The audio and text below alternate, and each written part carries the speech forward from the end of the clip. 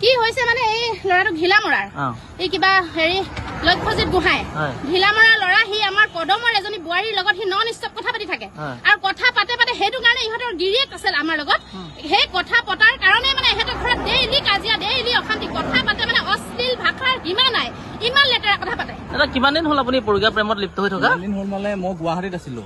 গুৱাহাটীত থাকোতে তেওঁ মোলে হাই বুলি মেছেজ দিছে হাই বুলি মেছেজ দিয়াৰ পিছত মই তেতিয়া কৈছো কোন হয়নো আপুনি তেওঁ তেতিয়া ক'লে মই তেতিয়া নম্বৰটো দিলো তেওঁ মোলে ফোন কৰিছে তাৰপিছত এই দাদাই গম পালে দাদাই মোক ফোন কৰিবলৈ কোৱা নাই মই ফোন না কৰা কালি মই হাই কি কৰিছানো বুলি মেছেজ এটা দিলো